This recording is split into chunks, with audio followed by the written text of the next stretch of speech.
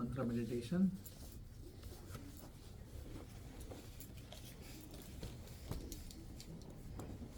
Usually when we study Vedic knowledge, it's always preceded by this specific mantra. It sort of sets the mood between the teacher and the students so that everybody can align themselves for what is to be happening in the upcoming time. Do it as call and response, so I'll recite and you follow. Please try to close your eyes and not to be bothered with anything which is going on in your mind right now. Focused conscious breathing can help come to an equilibrium in your mind.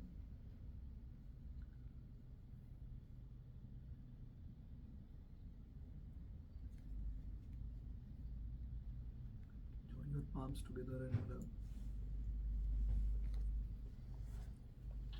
to immerse yourself with the mantras.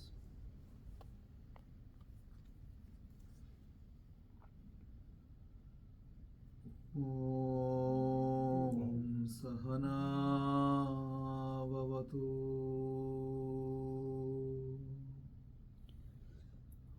Om Sahana Vavatu. I hear a lot of shy voices. Please know that this is not a reality show. This is not to be impressing someone else with our exquisite recitation. Just for us to be connected. So don't feel shy.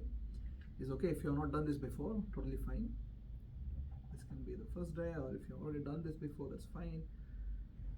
Just feel comfortable and let the sound vibration come out and then focus on the sound rather than be absorbed with your own self. Om Sahana Vavatu. Om Sahana Vavatu. Sahanao Bhunaktu. Sahanao Bhunaktu. Sahaviryam Karavavahai. Sahaviryam Karavavahai. Tejasvinavadhitamastu. Tejasvinavadhitamastu. Ma vidvishavahai. Ma vidvishavahai. Om Shanti Shanti Shanti. Om Shanti Shanti Shanti.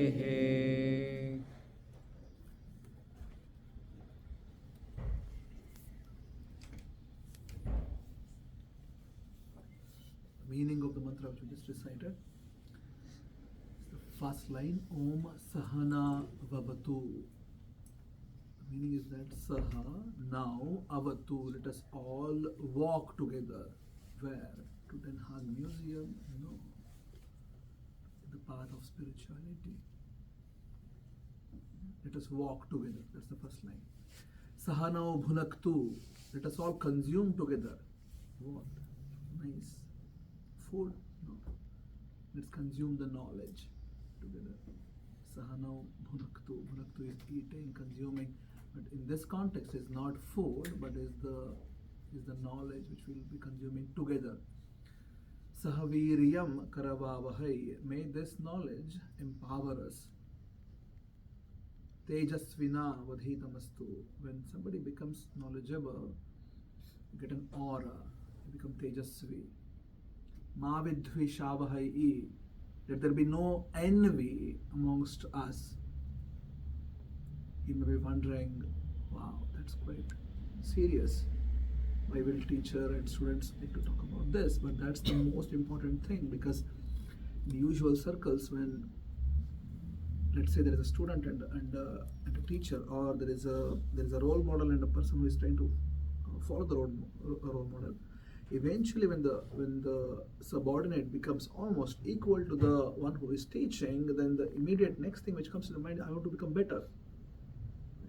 So, in Vedic way of learning knowledge, most important thing is to be humble and not to be carried away with the kind of knowledge one may get because of the association with the scriptures. So, let there be no envy between us, and let there be universal peace. Shanti, shanti, shanti. Not just for me, not just for you, not just for my family and my people, but in the universe, let there be peace everywhere. Quick recap. First line is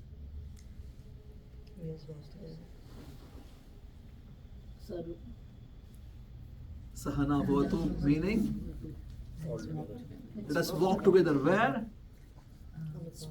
In the path of spirituality. Good. Second? Yeah, meaning let's consume the knowledge together. Good. Third one? No, that's the last one. That's Tejas. No, that's the fourth one. Sahaviryam, let us be empowered with the knowledge. Fourth one, Tejasvi. Fifth one, knowing. Clear? Good? That's the first thing which we learned today. How are you feeling about it? Good? Let us invoke the presence of the Supreme Divinity, Shri Krishna. Close your eyes again. Few deep breaths. Om Namo Bhagavate Vasudevaya. Om Namo Bhagavate Vasudevaya. Om Namo Bhagavate Vasudevaya.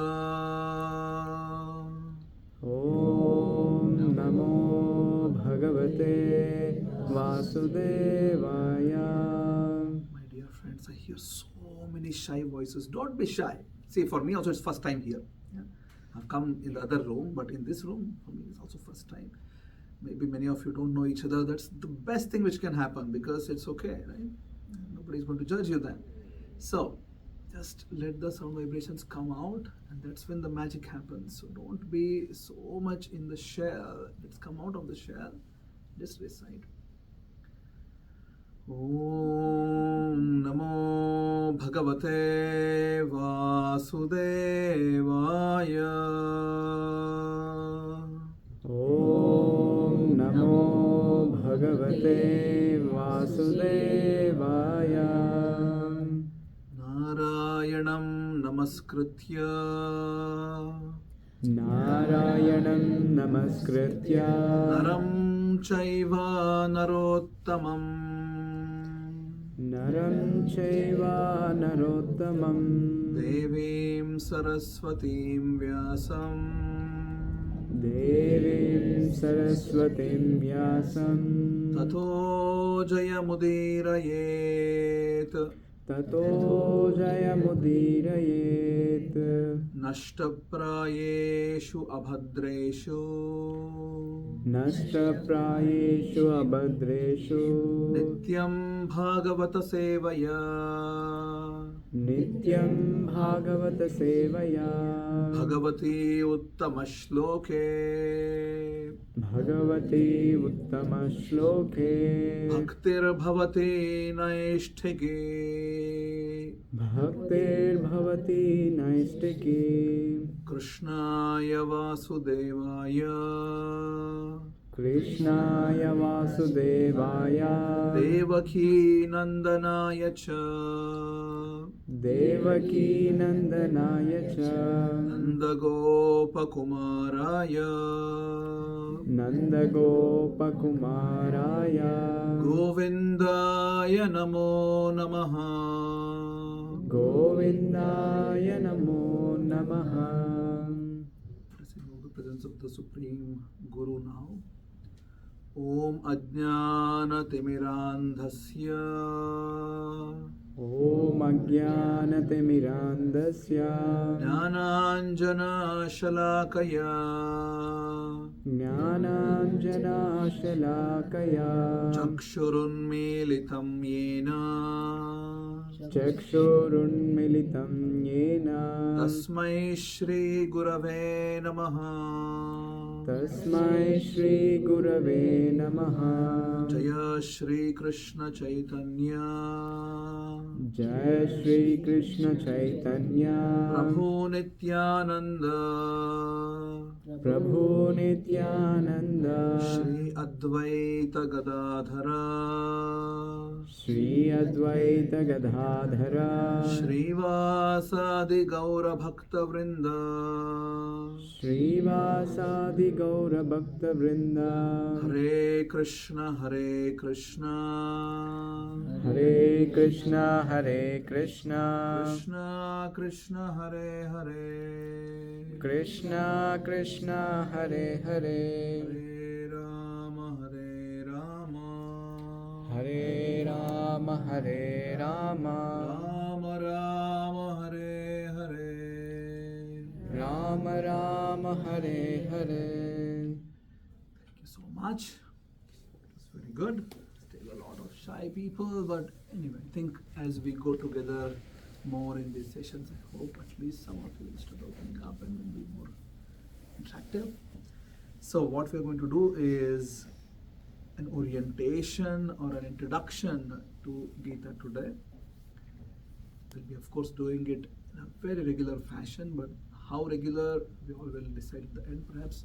My hope is every week. Krishji also wants like that, but we'll also see how you all are comfortable and then we'll decide based on that. To begin with, I have only seen a few of you in different occasions in Gandhi Center or in Embassy before, but let me start with myself. My name is Nilambara Das. Nilambara. You can just call me Nilambara, that's fine. I am Bhakti Yoga practitioner, teacher, what else? A PhD in computer engineering, working as system architect and also in leadership positions in other startup companies. I live in Hofdorp. Lived in US for 8 years before moving to Netherlands. Since last 7 years or so we are in Netherlands. So that's a quick intro about who am I. I'm part of ISKCON Amsterdam. We lead ISKCON Amsterdam in a lot of spiritual programs like this. And the first time we are doing it as a structured Gita study in the Hague area, especially in the embassy. So I'm extremely grateful to Krishji and all the embassy officials here for letting us do this. I'm very grateful to all of you for joining us today. So, quick icebreaker. Is there something which you really want to, you thought that, yes, I go to embassy today, I'll go to the Gandhi Center, I want to come back with something. Is there anything which you came with in your mind, in your hearts? Any expectations from what you want to get out just today? I think I want to go deeper into the philosophy of Anuradha? yeah. Right. Anuradha ji wants to go deeper in her understanding of Gita. Very good. Thank you. Next. Shout out. I just want to add on to it that I tried reading Gita, but I could not comprehend when people say that there is so much deep philosophy. Meaning, I try to understand, but it's like word to word English translation. Yes. But I never got to understand. So that is what I. Very good. How many of us also feel this? Thinking, I have given a try, I just couldn't understand what's going on. Okay. A few others. Very good. Yes. Yes, Okay. same. Good. You want to say something? Yes, I'm following an yoga course with my friend Gayatri. Yes. And we do a self-study out of a book, and there are a lot of slokas from Bhagavad-gītā, and we try to figure out the meaning by ourselves and with ChatGPT. But Yeah. it's Good. yeah, but and also have it like a Dutch translation book, Yeah. but it's such a difference, Yes. and we really want to know. What's your name? Lotta. Yes. Thank you. One last? Anyone else? Yeah, Nilambar, I'm Gaurav. तो मेरी expectation यही थी कि पहले तो what is Gita, why Gita, Yeah. Right? I think मेरी 45 years of age and I don't know why.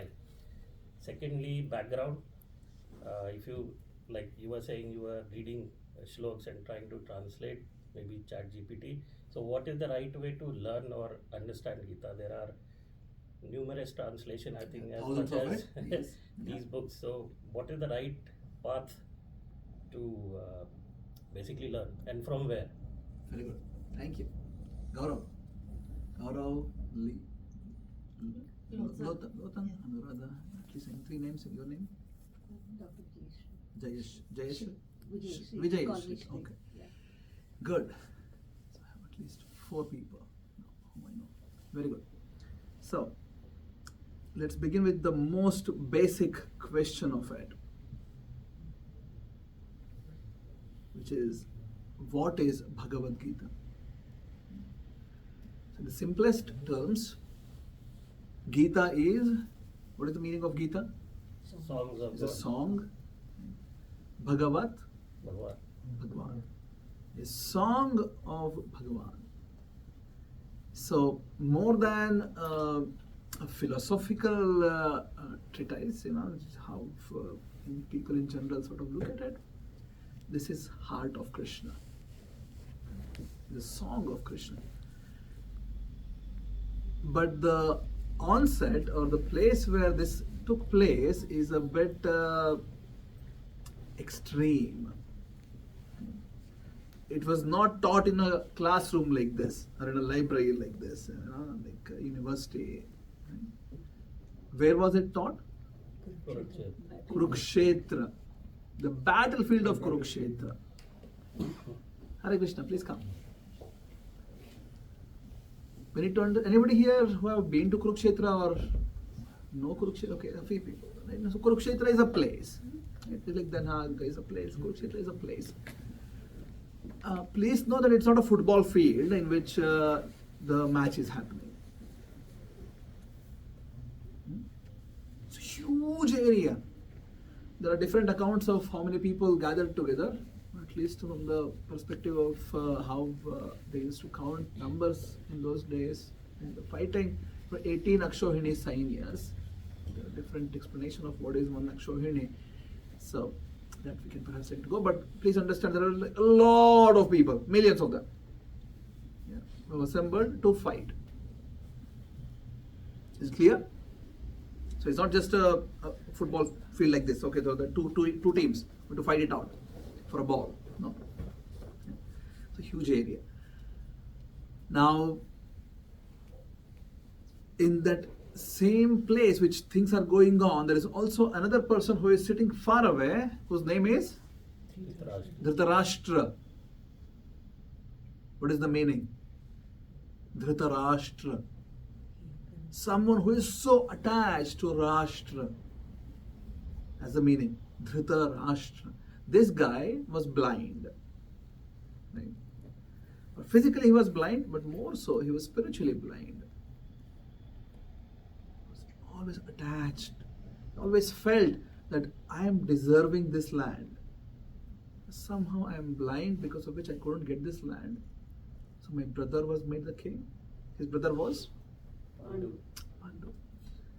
And he always felt, but I was the one who was the most deserving candidate, but I'm blind. So in his heart, he always felt, I should be the one.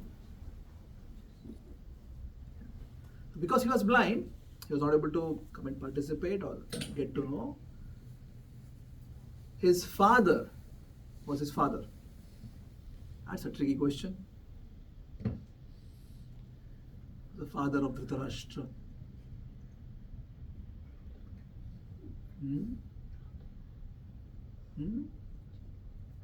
Can shout out.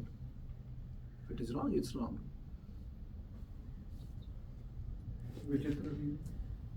Unfortunately not.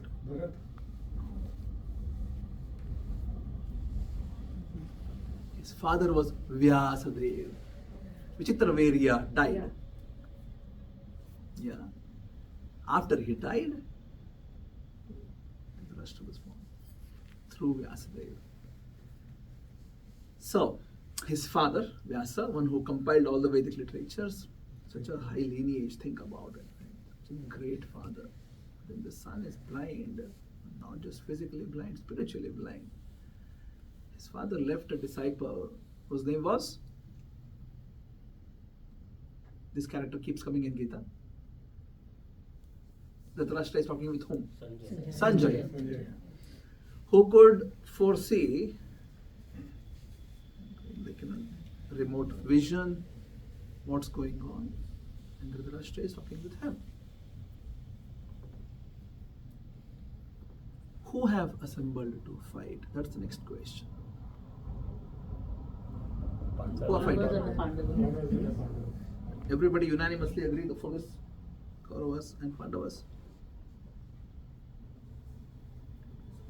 Yeah? You all agree? Here is the second learning for you in the day. Your answer is wrong.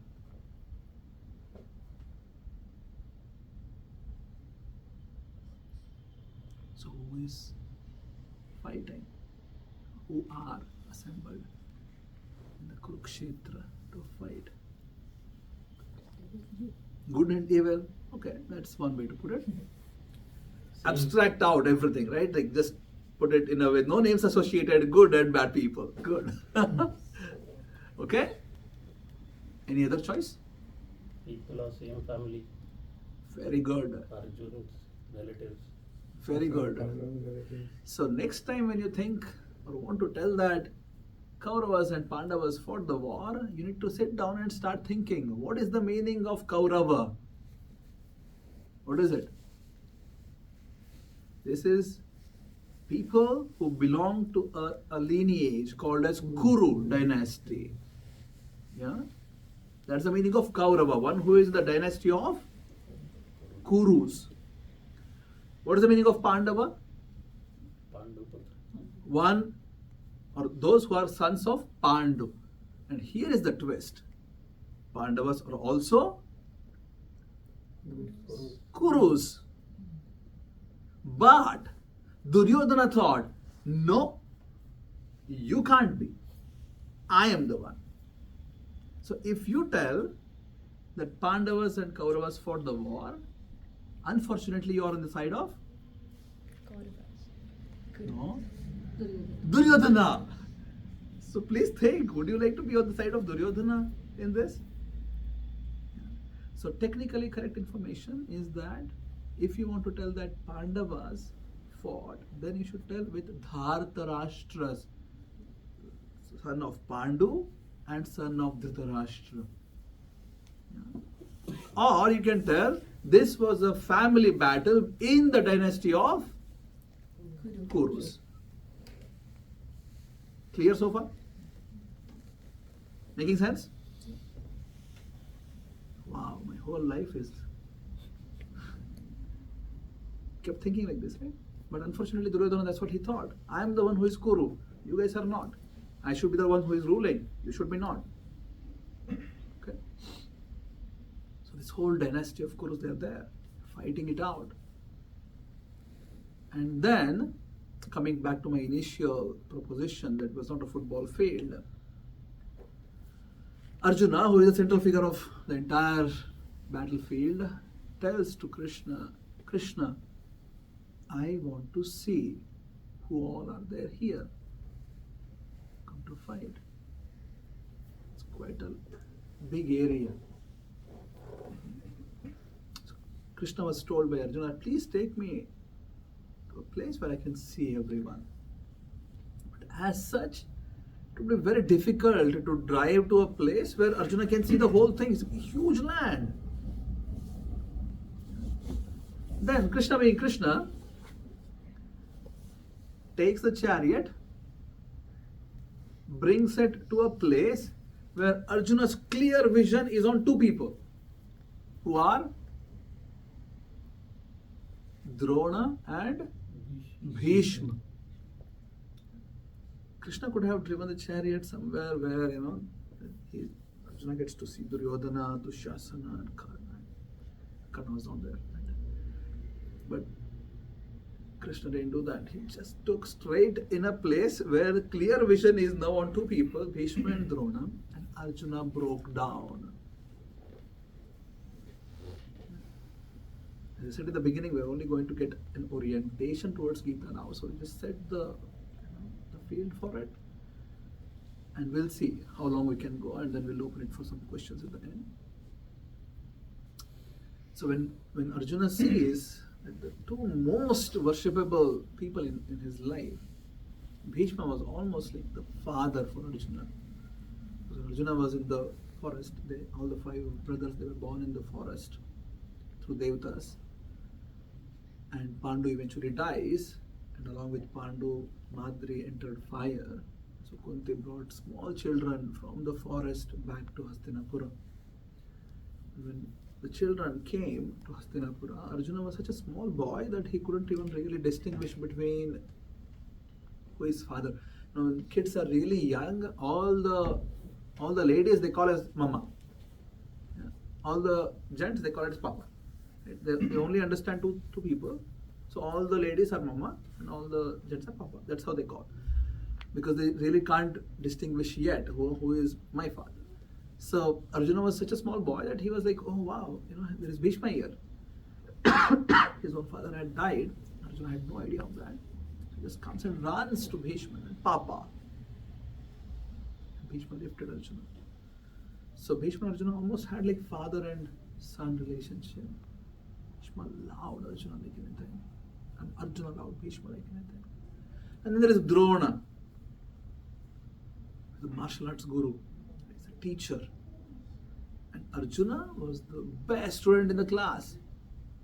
Why? Because Arjuna would practice like crazy serious. Drona would teach something. Even if Arjuna knows the scale, Arjuna would just entire night would just keep practicing. One of the names of Arjuna is Gudakesha. What is the name? Louder. Gudakesha means someone who never sleeps. This guy had conquered sleep. He would just go, keep practicing whole night. So next day morning, Drona comes and asks, okay, show me the skill what you learned. Everybody is failing, but Arjuna is like on dot, always. So eventually Drona started liking Arjuna so much, and eventually to the extent that he likes Arjuna more than his own son, whose name was Ashwathama. So we hear all these names in Gita and Mahabharata in general. So we all know that Gita is a part of Mahabharata, right? So Mahabharata is one of the biggest literature in the world, and Gita comes in the center of it. The battle is just about to begin. And Arjuna is now seeing Bhishma and Drona, and he just feels so many different emotions running through his system. He collapses. Let's discuss a few important reasons Arjuna started reasoning. And next session, I would like all of you to come prepared with at least having read Gita first chapter, just glance over. Yeah? We'll take it in more detail next time. At least you get some context. I'll tell the reasons on top level. So first thing Arjuna tells to Krishna is that, Krishna, I don't want to fight because these are my worshipable people who are there in front of me. I should not be fighting with them. It's my family and friends. Start showing compassion. Second, Arjuna tells, if I kill all of them, who is left behind? How will I enjoy anything? Kim no rajyena govinda, kim bhogair jivitena va. These are Arjuna's words. I may win the whole thing, but then who is there? like, let's just do a quick spot quiz. Anybody would like to raise your hand for a quick question? I will ask question, you need to answer. What's your name? Survey. Surbhi. Should I choose you?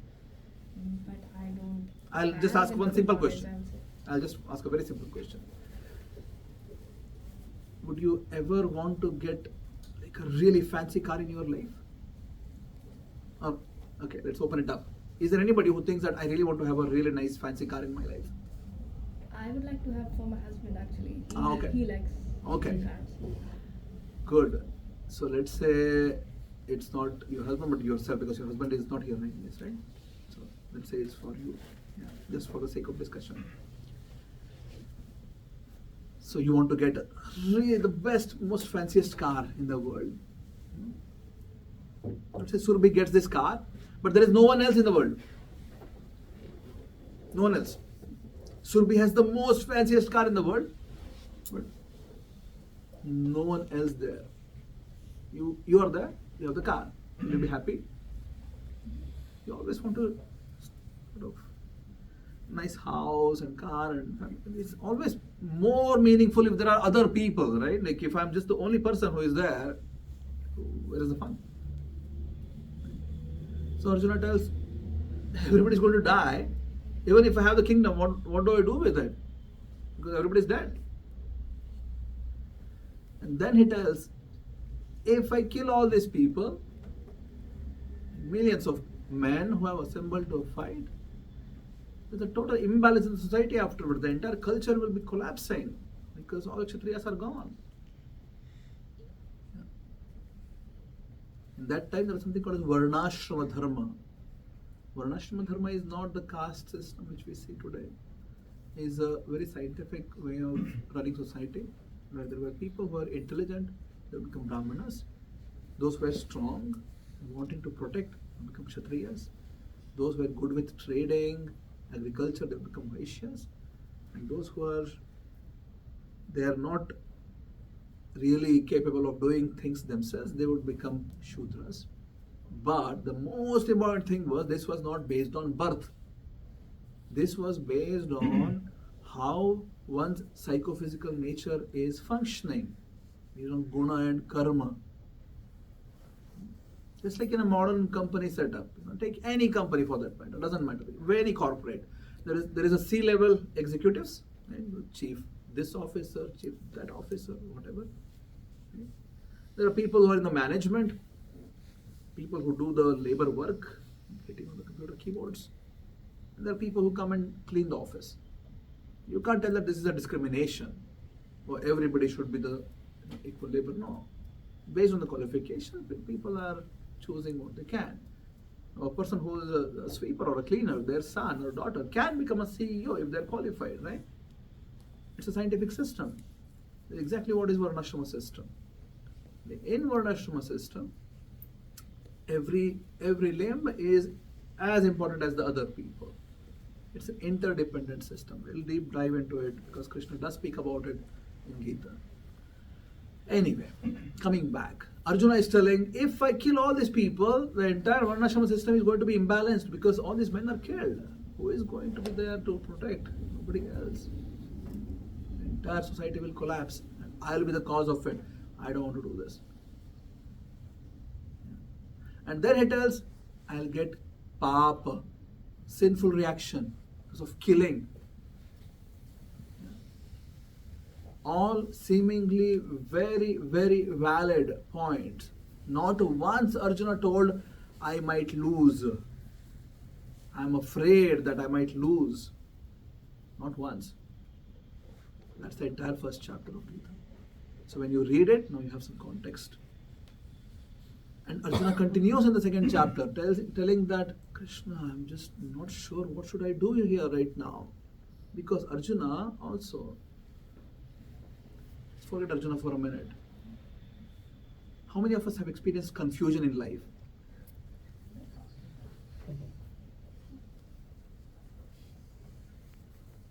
Yeah, everybody has experienced confusion. What is the meaning of confusion? What is it? There's a dilemma. Dilemma between choices. choices, right? You get confused only when you have choices, right? If there is no choice, there is no confusion. You agree? If you have choice, you have confusion. Right? Simplest example. Let's say there is only bread and cheese for breakfast. There is no confusion, right? Just eat it. Let's say you have bread and cheese, dosa, upma, idli, vada, right? Puri and sagu. So, which one to choose? So confusion is there. If there is only one item, there is no confusion. Just eat it. So that's an important thing. Arjuna is confused, meaning that in one of his threats in his mind, he is also thinking, no, I should fight. Why? Because the people on the other hand, those who are standing, they are not really the ones who are supposed to be the recipients of compassion. Sorry. These were the people who were really bad, inimical towards Pandavas. Day one. Take a quick water, sip.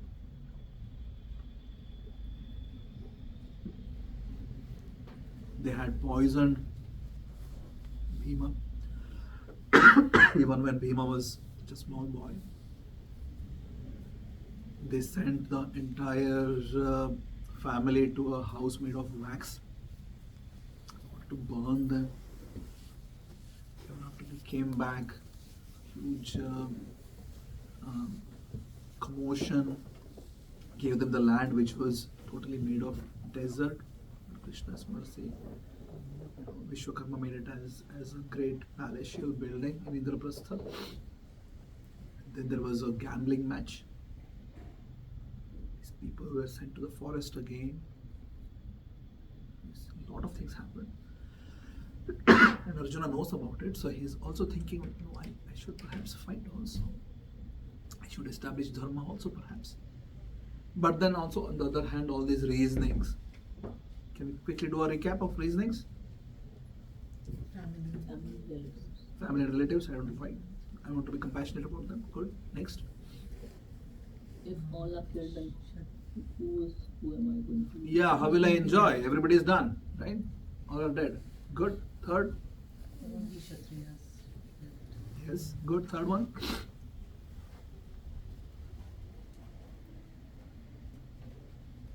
Forgot already.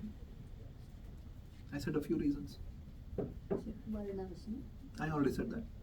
Can be defeated. Which is destruction of culture. Yeah. Guru and That was the first one. Can be defeated. Can be defeated. No, he never told. The point which I made was Arjuna never asked that or told that, and I'm afraid that I'll get defeated. It was not one of them. You always said they will lose. Yeah, they will die. Confusion. That was the fifth one. Yes, there was confusion. Good. Couple of in between ones missing. To be very sharp because I'll ask questions. Huh? Good. That I'll accumulate sinful reactions. Right? Papa. I want to be compassionate. I'll be the cause of destructions. How will I enjoy? I might get papa and I'm confused. Clear? That confusion, Arjuna surrenders to Krishna. That sets a change of gear in Gita. Until then, Krishna is no speaking. Nothing much. No. Arjuna is just on and on and on. Krishna is just smiling. He's not reacting at all. Need a bit of more water.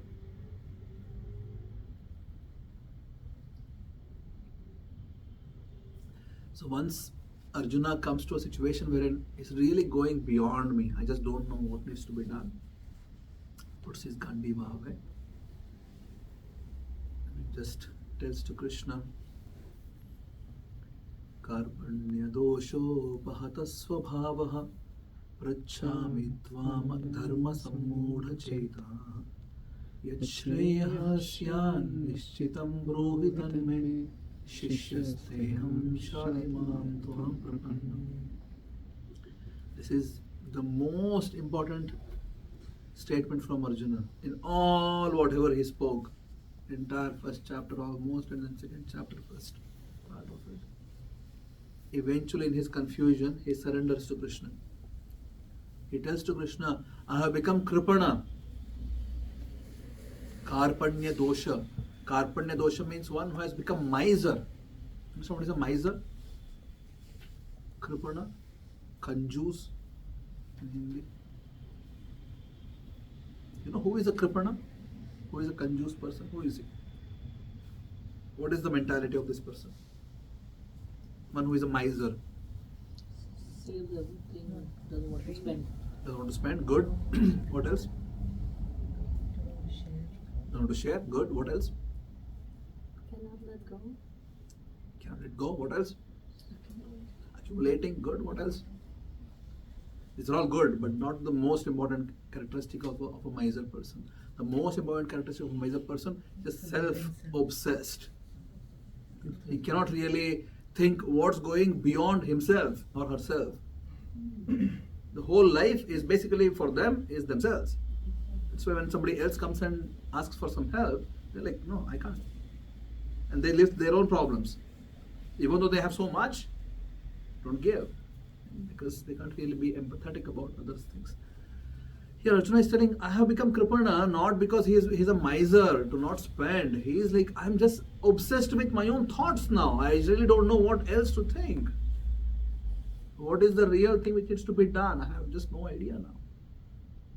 So I've become affected with this dosha, Karpanya dosha. That's why Prichhami Tvam, I'm going to ask you now in a very respectable way.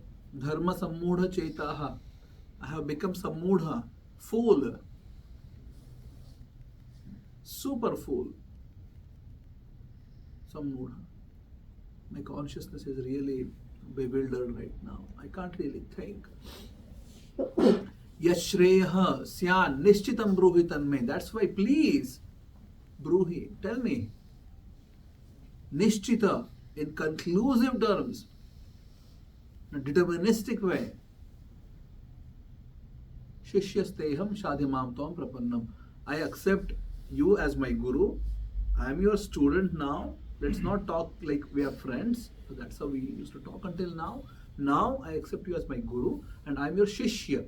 Shishya means a student, a surrendered student. Yeah? Shadimam tvam prapannam. Prapanna is I'm surrendering. Yeah. Now, let's take a quick pause here. Just think about it. If Krishna was an egoistic, proud personality, and Arjuna is there, he has already told that I am surrendering to you as your disciple, as your student. I'm just surrendering to you now as your shishya. And Arjuna has already accepted that he is a fool. And he doesn't know what to do and what not to do. And let's say if Krishna was a proud, egoistic person, what would be Krishna's response? You understand the question? Arjuna has already surrendered. Arjuna accepted that he is a fool. Arjuna accepted that Krishna is the guru. Arjuna accepted that Krishna should tell him now, conclusively. And Krishna, let's say, just for the sake of discussion, is an egoistic, self-centered, proud person. How would this conversation go? He telling him what to do. Yeah. Gita would be over next shloka. Right? I am God. You surrendered to me already. You accepted that you're a fool. Yeah? Just go and do what I tell. Over. You accept? It could be one of the ways, right? There was no need for Krishna to just go on and on and on and have a good conversation, because this is not like, as I said in the beginning, it's not happening in a library. The conversation happening in a battlefield. But Krishna being Krishna Vande Jagat Gurum, he's the best teacher. Engages in a very rational. Can you put it inside, please? Everyone's I phone. thought I close it. No problem. So, Krishna being the best teacher engages in a very rational conversation, something which is making sense, something which is intellectually appealing. In English, there is a statement: a person who is convinced against his will is of the same opinion still. Do you get this?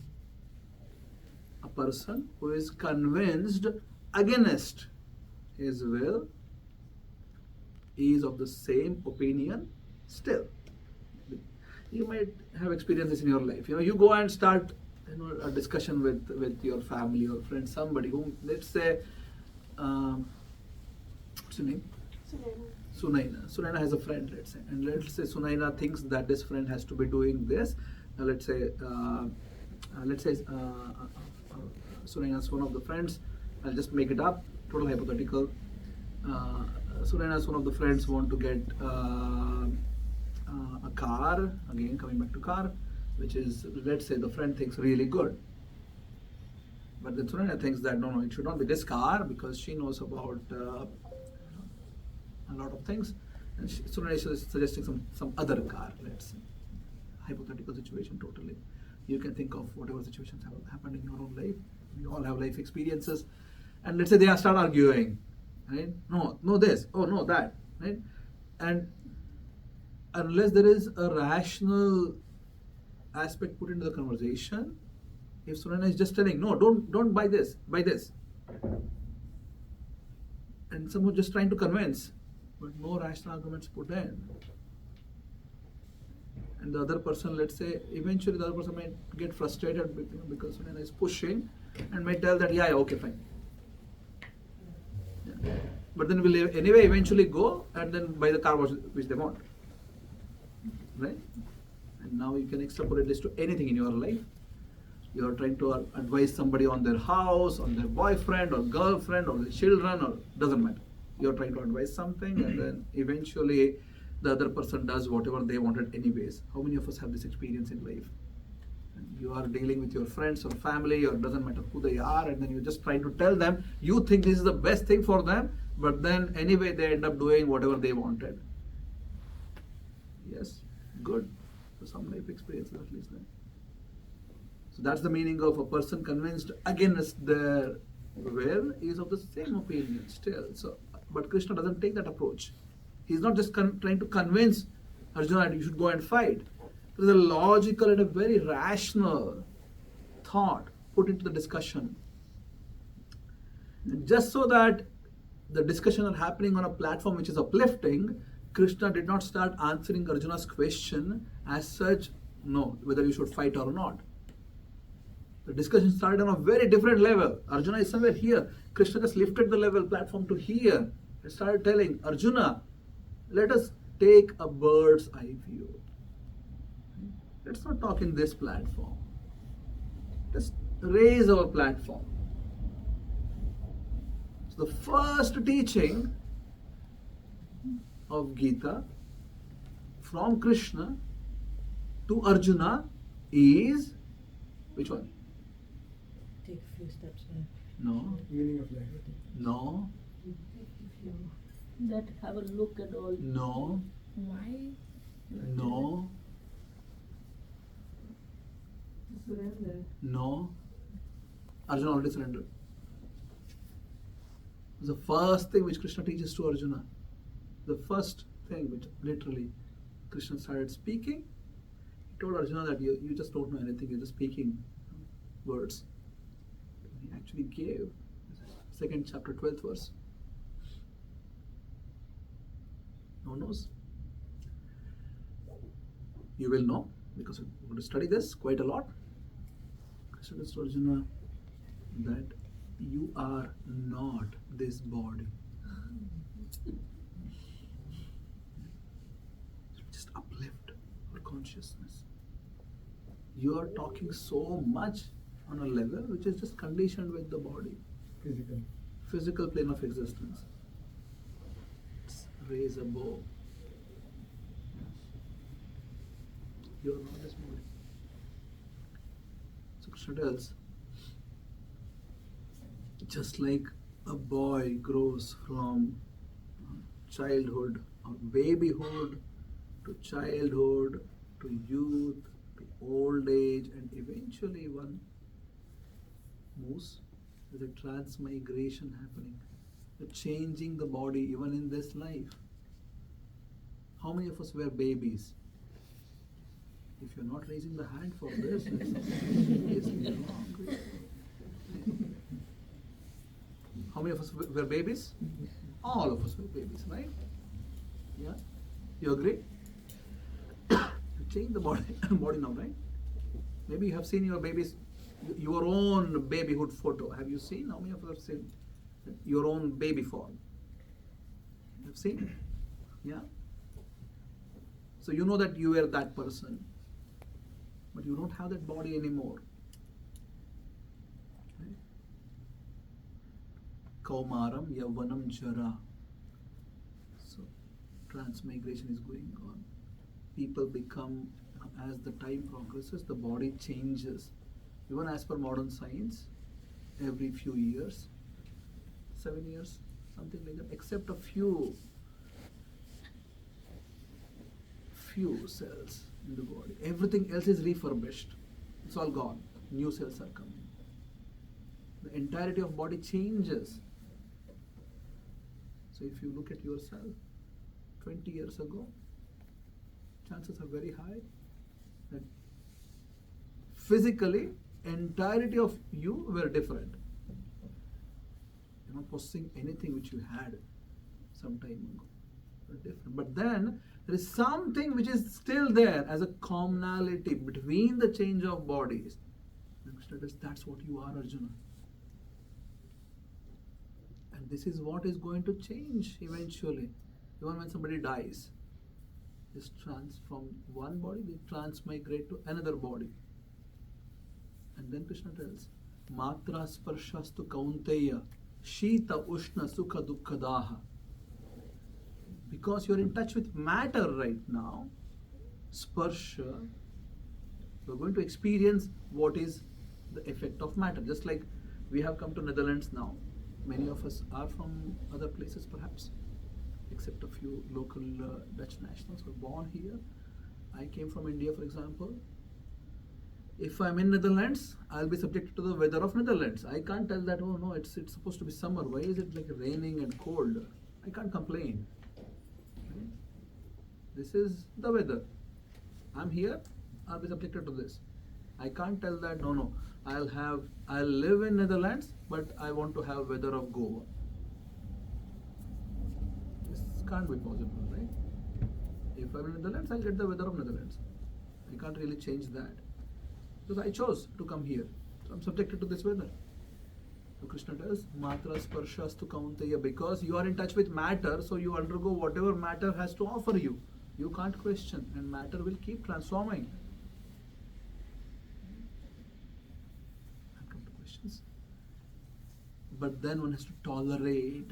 So the changes are always there. Shita, Ushna, Sukha, Dukkha, these things will keep coming. Cold, heat, summer, winter, Sukha, Dukkha, happiness, distress. They come in cycles. Nobody can tell that I'm all happy. Nobody can tell that I'm all sad. Because happiness, distress keep coming, they keep changing. But then being a person, you understand that you are not this body, you tolerate those things.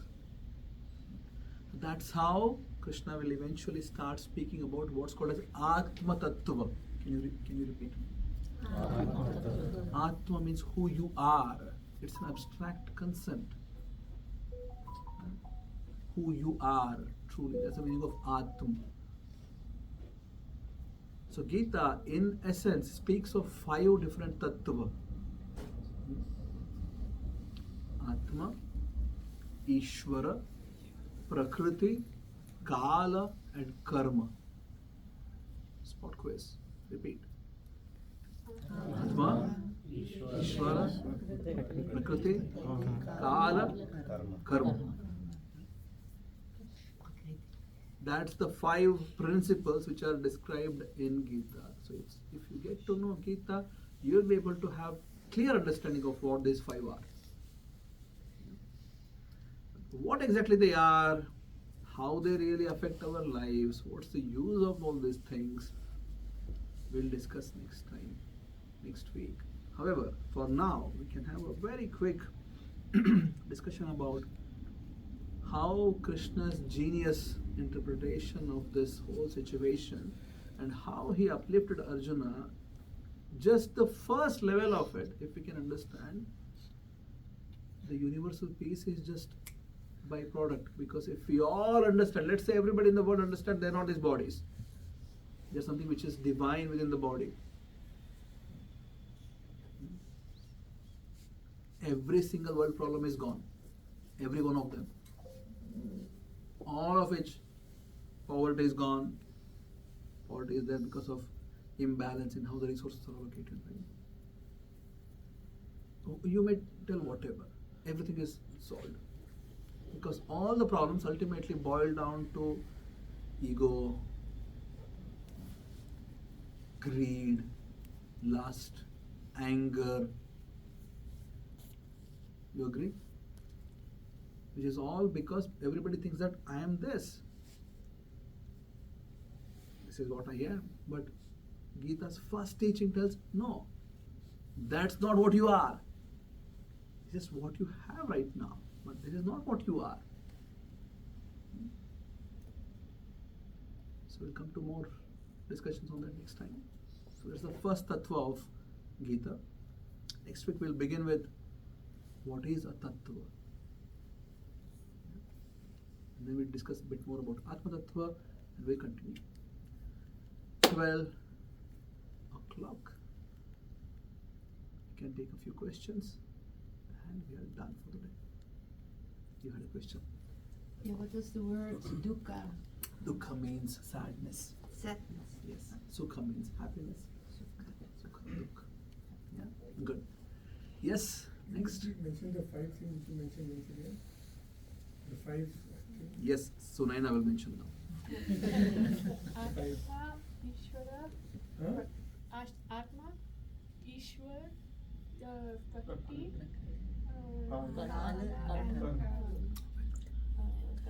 Yes. Thank you. Karma. what's the fourth? Karma. Kala. Kala is time. Like a physics class. Time and space. Good. Any other? Yes? My question is a little bit more on the process of how those classes will be. What do you think is best? Should I also, I see that there is a recording, make a recording or make some notes while you're speaking, or will you give us some pointers or takeaways, or like how do you think? It's best if you come with a pen and a notebook. We start making notes. As I said in the beginning, today is going to be an orientation. We sort of discussed the onset of it, the settings, and what exactly is going on. By next week when we come, I would expect you all at least give a glance over Gita first chapter. I know the next question, where should I find it? If you go to website, any website, in the sense any web browser, and then search for Vedabase, Vedabase, Vedabase.io, you will get Bhagavad-gītā as it is by Srila Prabhupada, which I am going to present. This is Bhagavad-gītā as it is, one of the best translation and explanation for Gita, which is available in online free, and is compiled by Srila Prabhupada, and is basically a compilation of a lot of authentic sources on Gita, like that of Ramanujacharya, Baladev Vidyabhushan, and other previous acharyas of the past. So it's really good. It's in English language. It's also in Dutch language, also in Hindi, also in many other languages. So I think there are like 550 million copies of this which are distributed in the world, something like that. But anyway, so just give it a glance on the first chapter Gita and until second chapter verse 13. That's what we just sort of glanced through today. But then we'll be diving deep next week. So if you just give, it may take like 10 minutes. First chapter is like 40 verses, second chapter 10 verses, 10-15 minutes. If you just scroll through, please get to know what's going on. Many of the things which we discussed today perhaps will resonate, and then you'll come back with questions. It's going to be an interactive sessions wherein you come prepared a little bit at least, so you know, and you keep thinking. The Shastras tell a concept called as manana. You come to session, learn from a teacher, then keep remembering. Like a cow goes for grazing, eats grass but doesn't really swallow it. It keeps it. Then comes back, then sits very comfortably and then keeps chewing. That's what is manana. So that's what I like from you guys.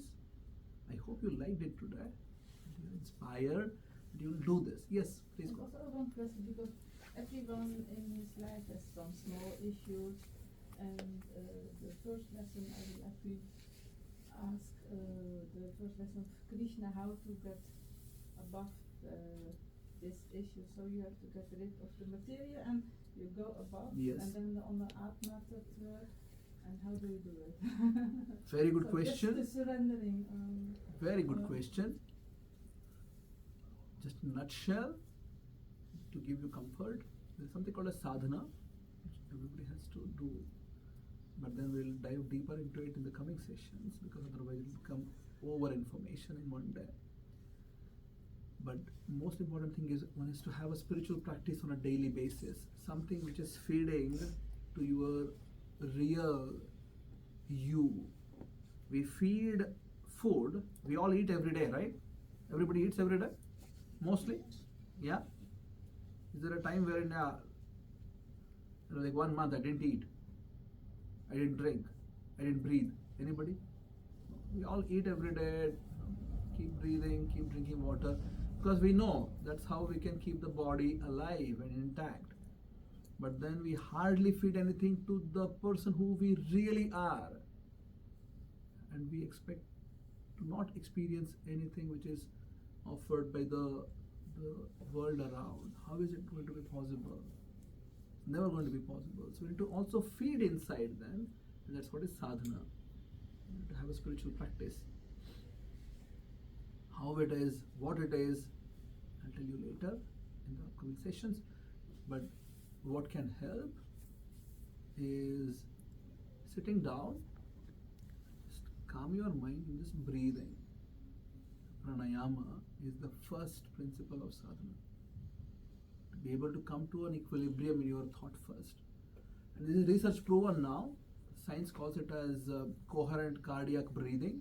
It's basically a very fancy term for pranayama. Just sit down.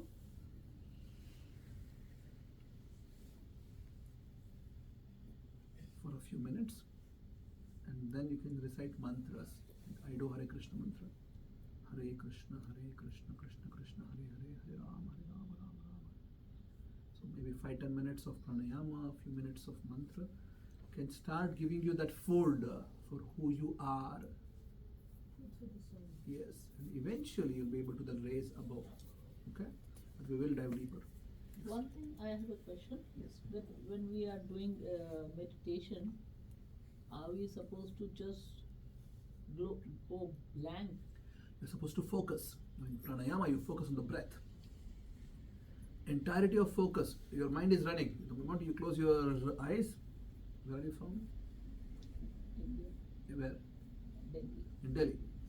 You can go to Delhi like this, right? Close your eyes. Then you're in Delhi also, Punjab also, Kanyakumari also. You can go anywhere. Right? And mind starts thinking about yesterday, tomorrow, family, friends, boss. But then you need to control that and then focus. No, I'm going to focus the entirety of consciousness on just breathing. Mind runs away, bring it back on the breath.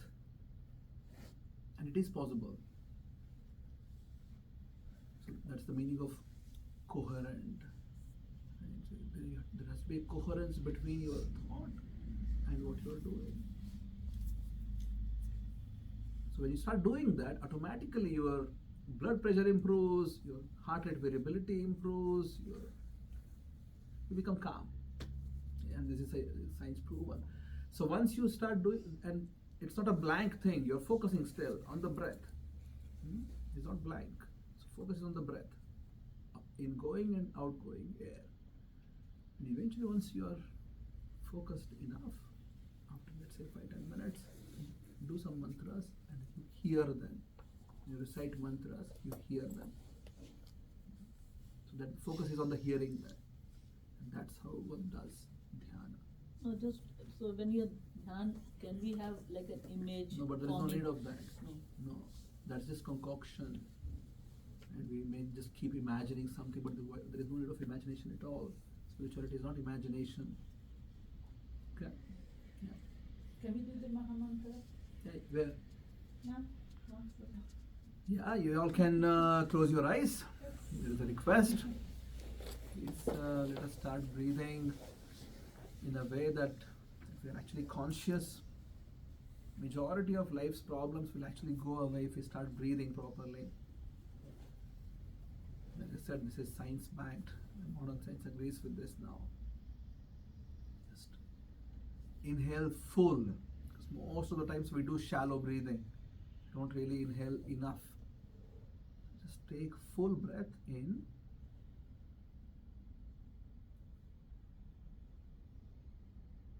Exhale slowly.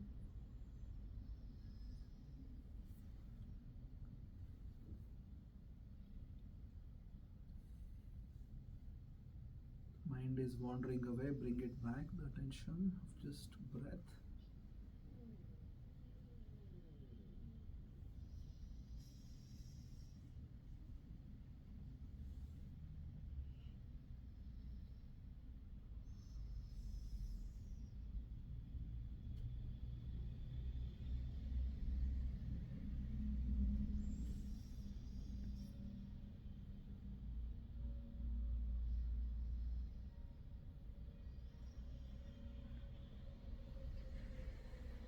External noise and the chiming of bells, we just let it go, and all that matters is the air which is going in and coming out, and that's it.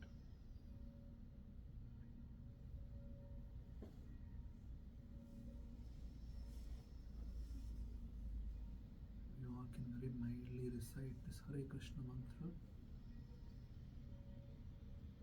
in chorus, but not too loud, just follow me.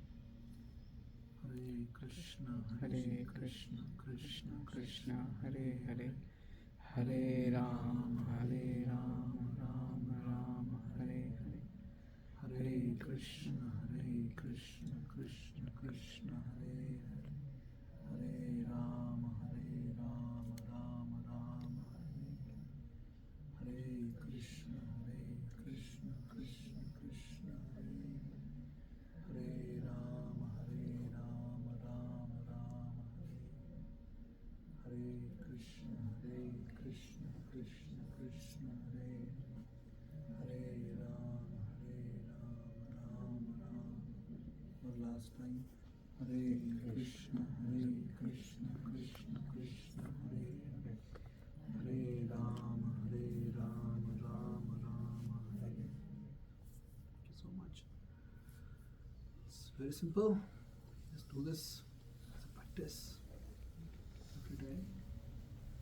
You will start seeing, unfortunately, because of the modern social media, we always think that results need to come like this. It's like scrolling in Instagram. Things change every 10 seconds. But that's not how spiritual life is going to be. To put a lot of efforts. By this So when you mantra, we also make the connection with the Supreme, so it Yeah. feels Feels good, Yeah. but then to make significant, substantial improvement, to do it a lot. Good. One last. Anyone want to share anything? No? What we can do every day to incorporate. Just whatever we did just now. And scroll through the books of first chapter of Gita whenever you get time. Yes. I also have a question. Do we get like a syllabus or exams or anything? Sure, if you like it, I'm all for it. Yeah? Yes. So yeah, it would be nice to have some paper. Perfect, let's do it. Yeah. Yeah, let's do it like that. Like Let's make it as a syllabus. course then, Yes. wherein it's a structured study. I'm definitely for it. Yeah, so perhaps it's best if we make like a WhatsApp group or something so we can keep communicating some materials. If Krishji also agrees, yeah. Then everybody can leave their phone numbers if you want to be in that group, and we can keep communicating. If you don't want to be, if you don't use WhatsApp, that's totally fine. We can also figure out other means, emails maybe. But yeah, Srini can take care of that. That's Srini, by the way. He's going to come with me, and you can drop your number with him, and then we can communicate. I have also another question. So because some of like this meditation has some connection with yoga. Yes. So is it also allowed that we maybe have some focus on certain points? Is that can we ask that for like a student, or can we have this like these kind of practices?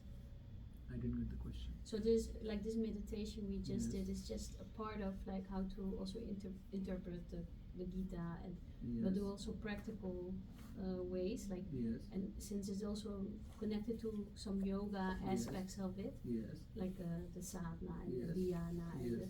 so is it also part to have also some focus on that, like? Sure. on Yeah. that? I mean, every chapter of Gita is a yoga in itself. Okay. Right. So we're going to study the Jnana Yoga, the Karma Yoga, the Ashtanga Yoga, Dhyana Yoga, Bhakti Yoga, everything. Okay. Part of it. So every chapter of Gita is termed as yoga, and the second chapter is Sankhya Yoga, this Karma Yoga, Nishkama Karma Yoga, the Jnana Yoga. So, yeah. Thank you. Sure. One question. If you happen to have to miss one session, like, is there a way to? We hope we'll record everything and then Yeah. we'll start posting it on YouTube. Okay. You can also get it. then. Because for me, like next week, I will not be able to come because I will not be here in the Netherlands. So, yes. but all the weeks after that, I will be Yeah. able to come. So maybe I can do like Sure. the study for like 2 Yes, weeks. for sure. We can post it.